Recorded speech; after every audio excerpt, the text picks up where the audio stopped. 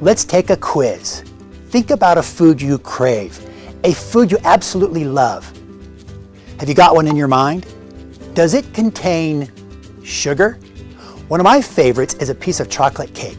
Sugar by itself, ugh, that's nasty. Sugar that is mixed with just the right amount of salt and fat, like when you make chocolate, now that's delicious.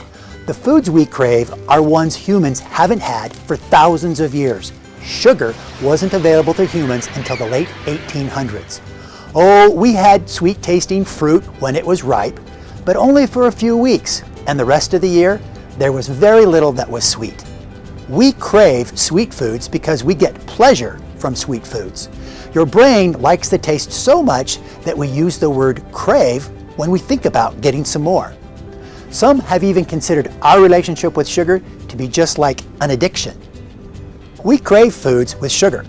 Food companies know this, and with the recent development of cheap sugar from corn called high fructose corn syrup, all foods can be sweetened for very little cost. Our cravings for sugar are a win-win-lose relationship. You win because you like the taste of sugar so much. Food companies win because they make lots of money, and your health loses. If you consider all of the added sugar in all the foods we eat, the average American consumes 22 teaspoons every single day. That's 355 calories. We developed Sugar Busters campaign to help you reduce the amount of sugar that you add and show you how to satisfy your sweet tooth without going overboard. And here's why this campaign is so important. All the sugar we eat leads to weight gain and type 2 diabetes. It can also cause high blood pressure and high triglyceride levels, which can lead to heart disease and stroke.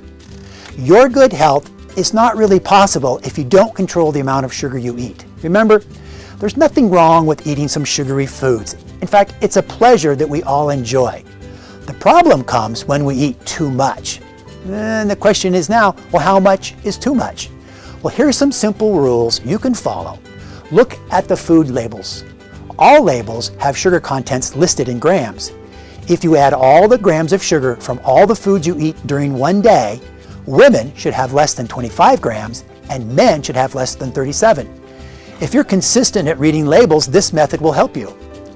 If you eat processed food most of the day, you're eating too much sugar.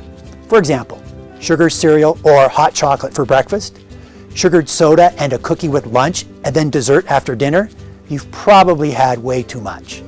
When you eat foods that are close to their natural form, these foods have not been processed very much, and they contain very little, if any, sugars. When you eat foods in their natural form, you don't have to count grams because there's not very many grams to count.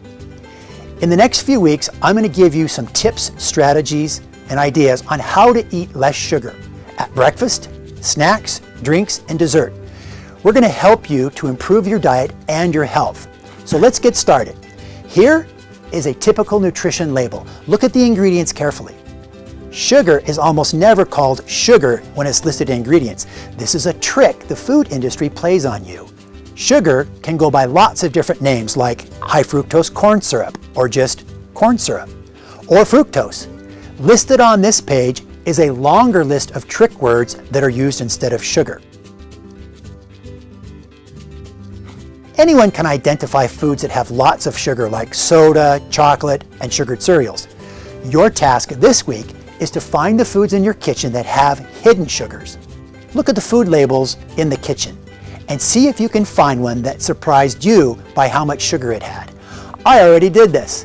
I found 2 surprising sugar foods: Skippy peanut butter and ketchup. Ketchup, who knew? Once you've found a surprise sugar food, you can do this week's task. This is, you can either throw it away, you can move it to the back of the refrigerator or the cupboard. And more importantly, maybe next time, don't buy it.